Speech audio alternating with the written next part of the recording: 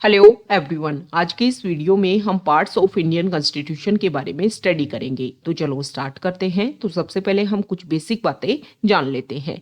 देखो, ओरिजिनली हमारे Indian constitution में 22 पार्ट्स थे। आप ओरिजिनली वर्ड को इस तरीके से समझ सकते हो कि जब हमारा इंडियन कॉन्स्टिट्यूशन बना था, फिर बाद में हमारे इंडियन कॉन्स्टिट्यूशन में से दो पार्ट को, पार्ट नंबर 7 को और पार्ट नंबर 9 को डिलीट कर दिया गया और फिर अलग अलग अमेंडमेंट्स के थ्रू जो है हमारे इंडियन कॉन्स्टिट्यूशन में 5 नए पार्ट्स जो हैं वो ऐड कर दिए गए। इस तरीके से ओरिजिनली हमारे कॉन्स्टिट्यूशन में थे 22 पार्ट्स, फिर दो डिलीट कर दिए गए, मतलब बचे 20, 5 नए ऐड कर दिए गए। तो अभी प्रेजेंट टाइम में इंडियन कॉन्स्टिट्यूशन में है 25 पार्ट। अब हम डिस्कस कर लेते हैं कि जो पार्ट डिलीट किए गए उनका क्या बेसिक रीजन था और जो नए ऐड किए गए वो कौन कौन से ऐड किए गए हैं, कौन कौन से अमेंडमेंट के थ्रू। तो सबसे पहले अगर हम बात करें डिलीट हुए पार्ट की, तो जब हमारा इंडिया इंडिपेंडेंट हुआ था तो हमारे इंडिया में स्टेट्स की 4 कैटेगरी थी। ए कैटेगरी के state, A category, B category, C category और डी कैटेगरी। अब देखो, जब इंडिया इंडिपेंडेंट हुआ तो इंडिया के अलग अलग रीजन से डिमांड उठने लगी कि लैंग्वेज के बेसिस पर आपको स्टेट बनाए जाने चाहिए। तो इसीलिए हमारी गवर्नमेंट ने 1953 में एक कमीशन बनाया जिसको बोलते हैं फजल अली कमीशन।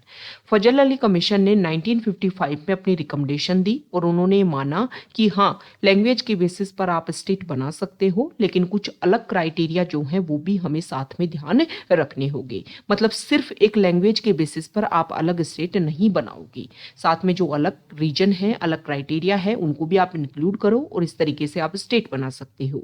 साथ ही साथ में फजल अली कमीशन ने ये भी रिकमेंडेशन दी कि हमारे इंडिया में जो स्टेट्स की 4 कैटेगरी है इनको तो करो आप डिलीट और इनके जगह पर 2 कैटेगरी स्टेट्स की बनाओ, एक तो कंप्लीट स्टेट और एक बनाओ यूनियन टेरिटरी। तो इसी रिकमेंडेशन के बेसिस पर जो है, फजल अली कमीशन की रिकमेंडेशन के बेसिस पर गवर्नमेंट ने डिसीजन लिया, 4 कैटेगरी को किया डिलीट और स्टेट और यूनियन टेरिटरी जो है वो बना दी 2 कैटेगरी। अब हमारे कॉन्स्टिट्यूशन का पार्ट 7 जो है इसमें बी कैटेगरी के स्टेट्स के बारे में बताया हुआ था और पार्ट 9 जो है इसमें डी कैटेगरी के स्टेट्स के बारे में बताया हुआ था। तो यही बेसिक रीजन रहा कि पार्ट 7 और पार्ट 9 को जो है वो 7th कॉन्स्टिट्यूशनल अमेंडमेंट एक्ट 1956 के थ्रू जो है इनको कर दिया गया डिलीट। ओके, तो ये डिलीट हुए जो पार्ट है उनके बारे में हमने डिस्कस किया। अब हम देख लेते हैं कि जो नए पार्ट जो है वो कौन कौन से ऐड किए गए। तो देखो, हम सबसे पहले पार्ट जो है पार्ट फोर्थ जो है, फोर्थ ए, यहां पर ऐड किया गया फंडामेंटल ड्यूटीज। ओरिजिनली कॉन्स्टिट्यूशन में फंडामेंटल ड्यूटीज के बारे में नहीं बताया हुआ था, फिर 42nd कॉन्स्टिट्यूशनल अमेंडमेंट एक्ट 1976 के थ्रू जो है वो फंडामेंटल ड्यूटीज को ऐड किया गया। स्वर्ण सिंह कमेटी ने रिकमेंडेशन दी थी कि हमारे कॉन्स्टिट्यूशन में ड्यूटीज के बारे में भी बताया जाना चाहिए, तो एक पार्ट तो ये ऐड किया गया। अभी हमने देखा कि पार्ट 9 जो है उसको डिलीट कर दिया गया। अभी देखो, प्रेजेंट टाइम में पार्ट 7 जो है वो वैकेंट है, इसमें कुछ भी नहीं रखा हुआ है। पार्ट 7 जो है वो बिल्कुल खाली है, लेकिन पार्ट 9 जो है इसको दोबारा से रिफिल कर दिया गया पंचायत वाले पार्ट के साथ में। तो नया पार्ट कौन सा ऐड किया गया? एक पार्ट 9। ओके, इसमें रखा गया पंचायत के बारे में। और कौन से कॉन्स्टिट्यूशनल अमेंडमेंट एक्ट के थ्रू ये ऐड किया गया? तो 73rd कॉन्स्टिट्यूशनल अमेंडमेंट एक्ट 1992 के थ्रू।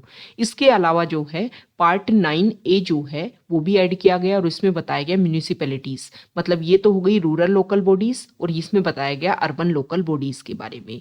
और ये जोड़ा गया 74th कॉन्स्टिट्यूशनल अमेंडमेंट एक्ट 1992 के थ्रू। ओके, इसके अलावा पार्ट 9th बी जो है वो भी जोड़ा गया और ये जोड़ा गया 97 कॉन्स्टिट्यूशनल अमेंडमेंट एक्ट 2011 के थ्रू, और इसमें कोऑपरेटिव सोसाइटी जो है उसके बारे में बताया हुआ है। इसके अलावा पार्ट 14A जो है इसको भी जोड़ा गया और इसमें बताया गया है ट्राइब्यूनल के बारे में। ट्राइब्यूनल क्या होती हैं? ये स्पेशल कोर्ट होते हैं, मतलब किसी स्पेशल पॉइंट को टारगेट करते हुए जो है इनमें इशू को स्पीडी तरीके से जो है वो सोल्व किया जाता है। ये ट्राइब्यूनल वाला जो पार्ट है ये भी 42nd कॉन्स्टिट्यूशनल अमेंडमेंट एक्ट 1976 के थ्रू जो है जोड़ा गया था। तो हमने डिस्कस कर लिया, 2 पार्ट डिलीट किए गए, 7 पार्ट और 9 पार्ट। और 7 पार्ट जो है वो अभी प्रेजेंट टाइम में भी वैकेंट है, इसमें कुछ भी नहीं है। 9 पार्ट को दोबारा से रिफिल कर दिया गया पंचायत वाले पार्ट के साथ में। और 5 नए पार्ट कौन कौन से जोड़े गए? पार्ट 4A, ये जोड़ा गया 42nd कॉन्स्टिट्यूशनल अमेंडमेंट एक्ट के थ्रू, और पार्ट 14A जो है ट्राइब्यूनल वाला वो भी 42nd कॉन्स्टिट्यूशनल अमेंडमेंट एक्ट के थ्रू जोड़ा गया। पार्ट 9, 9A और 9B ये 3 नए पार्ट और जो है वो जोड़े गए। तो ये हमने बेसिक डिस्कशन जो है वो कर लिया है कॉन्स्टिट्यूशन का। अब एक एक पार्ट को हम डिस्कस करेंगे कि कौन से पार्ट में क्या क्या बातें बताई हुई हैं और कौन सा जो पार्ट है वो कौन से आर्टिकल से कौन से आर्टिकल तक कवर करता है। मतलब यहाँ पर हम पार्ट्स के बारे में भी और आर्टिकल्स के बारे में भी डिस्कस करने वाले हैं। तो सबसे पहले है पार्ट 1। देखो, हम यहाँ पर समझकर डिस्कस करेंगे। हमारे कॉन्स्टिट्यूशन के जो पार्ट हैं उनको ऐसे ही नहीं रख दिया कि अच्छा इस पार्ट में ये रख दो, इस पार्ट में तो ऐसा नहीं है। एक सीरीज बनाई गई और उसके थ्रू जो है वो सारी चीज़ें जो हैं वो एस्टेब्लिश की गई। देखो, सबसे पहले हमारा इंडिया है, तो सबसे पहला जो पार्ट है उसमें इंडिया की ही बात की गई है। यूनियन एंड इट्स टेरिटरी, मतलब हमारा कंट्री जो है वो कैसा है, वहाँ पर मतलब एडमिनिस्ट्रेशन का जो नेचर है वो कैसा है। यूनियन है हमारा इंडिया जो है, फेडरल वर्ड जो है वो यहाँ पर यूज़ नहीं किया गया है। यूनियन एंड इट्स टेरिटरी, कौन कौन सा एरिया जो है वो इंडिया के अंडर आता है। इंडिया का नेम जो है वो भी इसी पार्ट में बताया हुआ है। तो मतलब एक कंट्री के बारे में एक बेसिक अंडरस्टैंडिंग जो है वो पार्ट 1 में दी गई है। कौन कौन से स्टेट है, कौन कौन से यूनियन टेरिटरीज है, कब कब जोड़े गए, ये सारी बातें बताई गई हैं पार्ट 1 में। और ये आर्टिकल 1 से 4 जो है वो पार्ट 1 में आता है। अब देखो, कंट्री के बारे में बता दिया। अब दूसरा पार्ट आता है कंट्री में जो रहने वाले लोग हैं। तो दूसरे पार्ट में बात की गई है जो पॉपुलेशन है उसकी सिटीजनशिप की, कि कौन नए लोग जो हैं वो हमारी सिटीजनशिप को कैसे ले सकते हैं और किस तरीके से हमारी सिटीजनशिप जो है उसको छोड़ा जा सकता है। ये सारी बातें जो हैं पार्ट 2 में बताई गई हैं और ये आर्टिकल को कवर करता है 5 to 11। देखो, आप समझ के चीज़ों को याद करोगे तो आपके पार्ट भी याद रहेंगे और इससे आपको कॉन्स्टिट्यूशन को समझने में जो है वो बहुत ही ईजीली जो है वो आपके लिए कॉन्स्टिट्यूशन समझ में आ जाएगा। अब यहाँ पर कंट्री की बात कर दी, उसमें रहने वाले लोगों की बात कर दी और फिर पार्ट 3 में कर दी इन लोगों के लिए फंडामेंटल राइट्स की। और फंडामेंटल राइट्स जो हैं वो आते हैं आर्टिकल 12 टू आर्टिकल 35। उसके बाद में लोगों को फंडामेंटल राइट्स भी दे दिए। अब गवर्नमेंट को बोला कि भाई लोगों के भले के लिए आपको टाइम टू टाइम कुछ जो है वो पॉलिसी बनानी है। तो इन पॉलिसी को लेकर के एक बेसिक अंडरस्टैंडिंग जो है वो यहाँ पर दी पार्ट 4 में, जिसको बोलते हैं directive principle of state policy. State policy को डिसाइड करने के लिए कुछ प्रिंसिपल, कुछ डायरेक्शन जो है वो यहाँ पर दी गई और गवर्नमेंट को ये बोला गया कि आप टाइम टू टाइम जो है वो लोगों के वेलफेयर के लिए काम करोगे और ये आपके लिए एक बेसिक चीज़ है, इनको ध्यान में रखते हुए आप पॉलिसी जो है वो बना सकते हो। तो पार्ट 4 में रखे गए डायरेक्टिव प्रिंसिपल्स और ये इसमें आर्टिकल आते हैं आर्टिकल 36 to 51। देखो, आप इसको इस तरीके से समझिए कि ये हमारे कॉन्स्टिट्यूशन की बुक है और हम उसको जो है वो एक एक पेज को समझ रहे हैं। हमने स्टार्टिंग में देखा कि स्टार्टिंग में जो है यूनियन एंड टेरिटरी इस बुक में, फिर उसके बाद में पार्ट 2 मतलब आर्टिकल 5 to 11 जो है वो दे रखा है सिटीजनशिप। आप इन आर्टिकल्स को जो है ना वो पेज से रिलेट कर सकते हो कि 1 से 4 पेज तक जो है वो यूनियन एंड टेरिटरी, उसके बाद में 5 to 11 जो है वो सिटीजनशिप, 12 to 35 जो है वो फंडामेंटल राइट्स के बारे में बताया हुआ है। इस तरीके से आप इनको समझ सकते हो। ओके, पार्ट के साथ साथ में पार्ट में कौन से आर्टिकल आते हैं ये भी आपको ध्यान में रखने हैं। अब देखो, पार्ट 4A जो है वो ओरिजिनल कॉन्स्टिट्यूशन में नहीं था, 42nd कॉन्स्टिट्यूशनल अमेंडमेंट एक्ट के थ्रू जो है इसको जोड़ा गया और इसमें आर्टिकल आता है 51A। उसके बाद में ये तो हमने बेसिक बात बता दी कंट्री में रहने वाले लोगों की। अब बात करते हैं हम शासन की, मतलब गवर्नेंस की। तो देखो, यहाँ पर डिक्रीजिंग ऑर्डर में बता रखा है, इस तरीके से आपको समझ में आएगा। पहले जो है वो पूरे कंट्री के बारे में, मतलब यूनियन लेवल पर, फिर अलग अलग स्टेट के बारे में, फिर स्टेट के बाद में जो है वो यूनियन टेरिटरी, स्टेट से छोटे यूनियन टेरिटरीज, फिर उसमें जो है जो भी हमारे पंचायत म्यूनिसिपैलिटी जो होते हैं, फिर वहाँ पर जो कोऑपरेटिव सोसाइटीज़ हैं उनकी बात की कर रखी है। इस तरीके से डिक्रीजिंग ऑर्डर में यहाँ पर बता रखा है। तो पार्ट 4A तक के आपको याद हो गया होगा। आप थोड़ा स्टॉप करके वीडियो को ये सारी बातें दोबारा से रिपीट कीजिए ताकि आपकी चीज़ें जो हैं वो याद हो सके। तो सबसे पहले पार्ट 5 में जो है वो यूनियन के बारे में बता रखा है कि यूनियन में कैसे गवर्नेंस चलती है।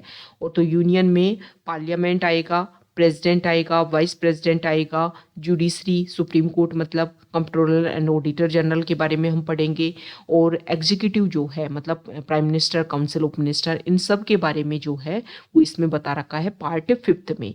और इसमें आर्टिकल आता है आर्टिकल 52 टू 151 तक। उसके बाद में हमने पूरे कंट्री की मतलब यूनियन लेवल पर हमने बना लिया गवर्नेंस के बारे में। अब आता है स्टेट, यूनियन से छोटा स्टेट। तो स्टेट में किस तरीके की गवर्नेंस रहेगी, वहां पर कौन कौन रहेंगे, तो गवर्नर रहेगा, chief minister, council of minister वहां की हर स्टेट की, और high court, subordinate court, executive, इन सब के बारे में इसमें ये बता रखा है। और आर्टिकल आते हैं आर्टिकल 152 टू 237 तक। अब देखो पार्ट 7 जो है वो हमने स्टार्टिंग में देख लिया कि 7th कॉन्स्टिट्यूशनल अमेंडमेंट एक्ट के थ्रू जो है इसको हटा दिया गया, क्योंकि इसमें स्टेट के जो पार्ट बी है उसके बारे में यहाँ पर बता रखा था और उनको डिलीट कर दिया गया था फिर, और 2 कैटेगरी बना दी गई थी। तो अभी भी पार्ट 7 जो है वो वैकेंट है, इसमें कुछ भी नहीं रखा हुआ है। इसके बाद में पार्ट आता है 8। तो स्टेट सबसे पहले, यूनियन मतलब पूरा इंडिया लेवल का, फिर स्टेट, और फिर उसके बाद में आता है यूनियन टेरिटरी। 239 से 242 आर्टिकल इसमें आते हैं पार्ट 8 में। फिर उसके बाद में पार्ट 9 जो है वो दोबारा से ऐड किया गया, पहले वैकेंट कर दिया गया था इसको। पार्ट 9 में पंचायत रखा गया। और अब देखो स्टेट आ गया, यूनियन टेरिटरी आ गया, अब वहां पर जो लोकल बॉडीज है उसके बारे में बताया हुआ है। तो पार्ट 9 जो है उसमें है पंचायत, और आर्टिकल 234 टू 243 सॉरी 243 टू 243 ओ जो है उसके उतने आर्टिकल में जो है वो पंचायत के बारे में बताया हुआ है। पार्ट 9 ए जो है उसमें म्यूनिसिपैलिटीज मतलब अर्बन लोकल बॉडी जो है उसके बारे में बताया हुआ है, 243 पी टू 243 जेड जी तक। उसके बाद में 9th बी जो पार्ट है उसको 97th कॉन्स्टिट्यूशनल अमेंडमेंट एक्ट के थ्रू जो है वो जोड़ा गया 2001 में 11 में सॉरी। और कोऑपरेटिव सोसाइटीज के बारे में यहाँ पर बताया हुआ है 243 एस टू 243 जेड टी तक। उसके बाद में पार्ट 10 जो है वहां पर शेड्यूल्ड एंड ट्राइबल एरियाज के बारे में बताया हुआ है।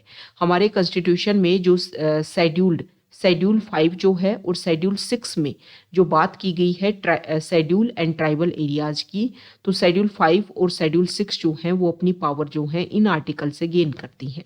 10 में बताया गया है शेड्यूल एंड ट्राइबल एरियाज के बारे में, मतलब अलग अलग स्टेट में अलग अलग यूनियन टेरिटरीज में जो एरिया है शेड्यूल और ट्राइबल एरिया उसको कैसे गवर्न करना है उसके बारे में स्पेसिफिक प्रोविजन जो है वो यहाँ पर रखे हुए हैं पार्ट 10 में। आर्टिकल 244 टू 244 तक इसमें बताया हुआ है। अब देखो ये हमने गवर्नेंस के बारे में डिस्कस कर लिया, अब हम डिस्कस कर लेंगे यूनियन और स्टेट के आपस में रिलेशन के बारे में। तो पार्ट 11 जो है उसमें बताया हुआ है यूनियन और स्टेट के बीच में लेजिस्लेटिव रिलेशन कैसे होंगे और एडमिनिस्ट्रेटिव रिलेशन कैसे होंगे। तो आर्टिकल 245 टू 263 तक जो है इसमें बताया हुआ है। लेजिस्लेटिव रिलेशन के बारे में बताया हुआ है 245 से 255 तक, और एडमिनिस्ट्रेटिव रिलेशन के बारे में बताया हुआ है 256 से 263 तक। अब इसके बाद में यूनियन और स्टेट के बीच में लेजिस्लेटिव और एडमिनिस्ट्रेटिव रिलेशन के बारे में हमने डिस्कस कर लिया। अब फाइनेंस रिलेशन जो है वो कैसे होंगे सेंटर और स्टेट के बीच में उसके बारे में बताया हुआ है पार्ट 12 में। तो आर्टिकल 264 टू 300 ए जो है वो इसमें कवर होता है। अब सेंटर और स्टेट के रिलेशन हमने देख लिए। अब स्टेट के जो रिलेशन है आपस में उसके बारे में बताया हुआ है पार्ट 13 में। Trade, commerce and intercourse with in the territory of India, मतलब स्टेट यूनियन टेरिटरी के जो रिलेशन है वो कैसे होंगे उसके बारे में पार्ट 13 में बता दिया गया है। और आर्टिकल 301 टू 307 तक जो है इसमें बताया हुआ है।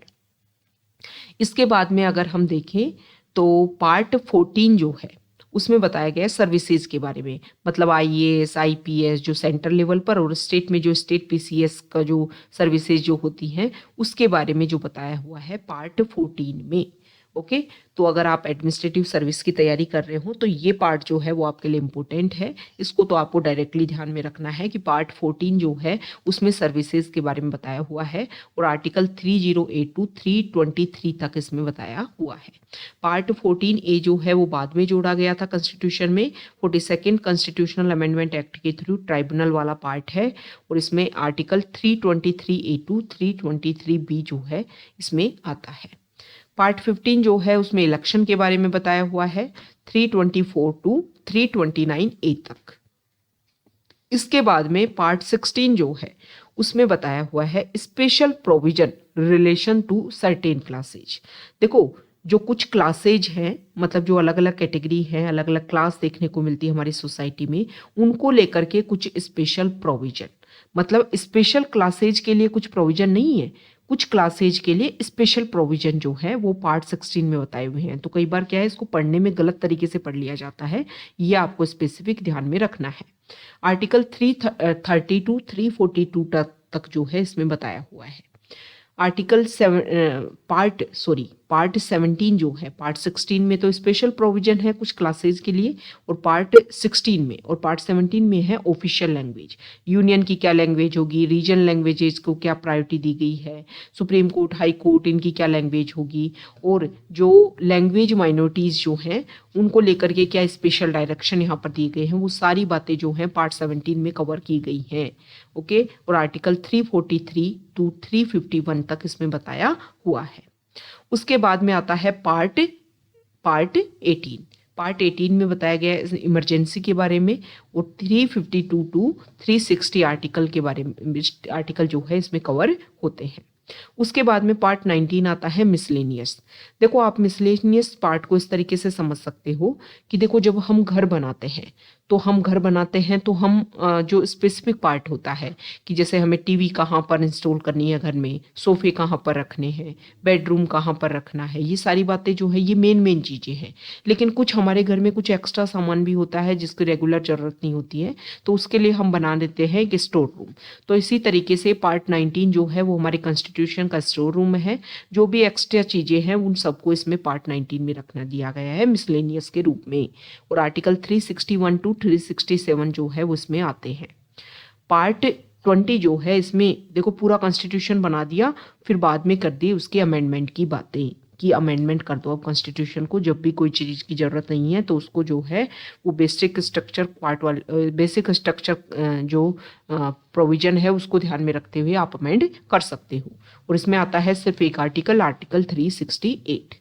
अब पार्ट 21 जो है इसमें कुछ टेम्परेरी, ट्रांजिशनल और स्पेशल प्रोविजन रखे गए हैं, आर्टिकल 369 टू 392। और पार्ट 22 जो है उसमें short title, commencement, authoritative text in Hindi and repeals जो है वो इसमें रखे गए हैं। ओके।